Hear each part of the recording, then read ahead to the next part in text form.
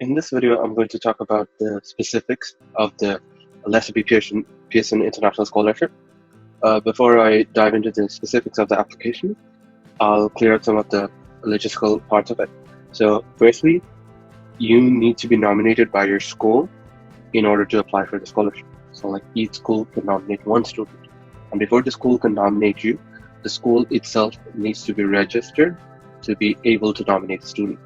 So make sure that the registration of your school is done like with ample time left for you to go through the application process for the Lester B. Pearson International Scholarship.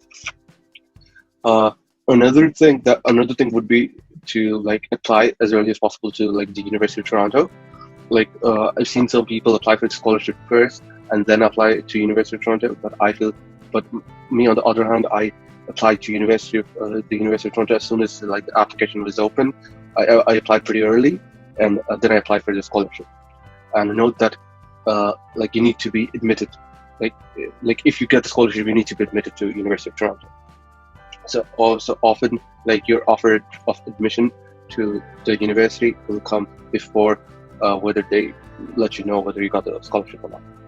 Another thing to note is that the scholarship decisions are released on a rolling basis. So like they're released over a period of 4 weeks. So like in the first week, they're going to give out a round of offers. They'll see if like, for instance, in my case, I was given the offer in the first round in the first week. And like, so there will be a certain number of students who might not take the scholarship. So taking that into account, they're going to give like the second round of scholarships and then the third and then the fourth. Overall, like I've said before, they take 35 to 40 students a year from across the world. Now let's move on to like the specifics of the Pearson application. The application for the Lester B. Pearson International Scholarship has 5 questions. The first question wants you to talk about your academic objectives, like how you're going to use your degree from the University of Toronto for like what purpose. So in my case, I related it to like an ECA of mine. Like the main portion of my community service was teaching, and I wanted to make teaching in Bangladesh like in the community schools more accessible, like through technology. So that is what I talked about. You have 100 words here to talk about it. So like it has to be very concise and it has to be very relevant to the problem. In the second question, you need a self letter of reference. So this is sort of like this was something that was very unique to the application that I found. Like I did not have to write something like this for any other application. In this letter, you need to sort of like write a letter of recommendation for yourself. So for this, what I did was like I talked to my school counselor, and talked to like her about sort of like what she talked about in her recommendation for me, and that's what I talked about in my self letter of recommendation. The reason I talked to my counselor first and like sort of try to understand what she wrote about me or what she will write about me is because there is another part of the application which is not open to the student. That part is only open to your counselor or the school faculty handling your application. So that part of the application also consists of a reference letter. My recommendation would be that like there should be some sort of similarity in the recommendation that that your counselor is giving you, the self letter of recommendation that you're writing for yourself. That certainly makes both the letters more genuine and more connected to you. The third part is an essay. It's like a common app essay. It asks you to describe a personal life experience that has had particular significance for you, and like talk more about it. For such questions, I often recommend to talk about something that is meaningful to you, something that is impactful. It can be an ECA.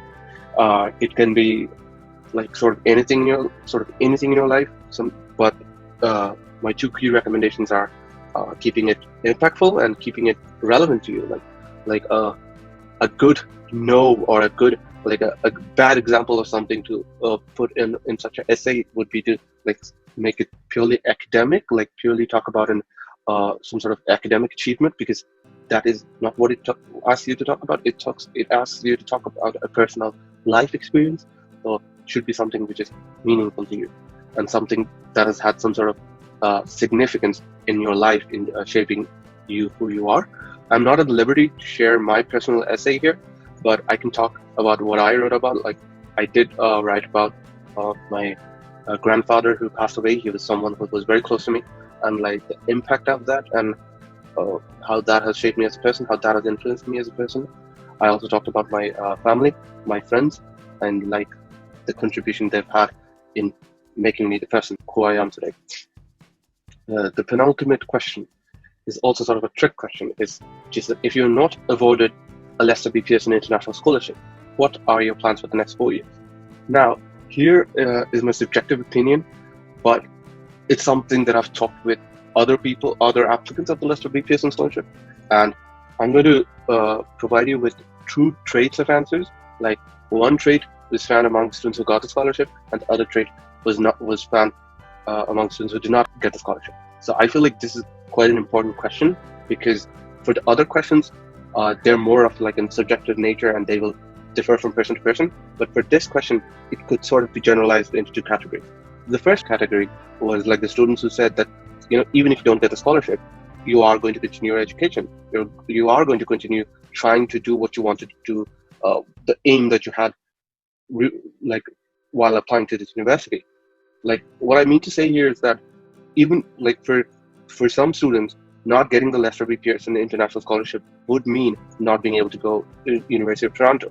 But that does not necessarily mean that you will not be able to pursue an education. That does not necessarily mean that you will not be able to pursue the different aims that you had in your life. Yes, University of Toronto will certainly facilitate that. The scholarship will certainly help you achieve that.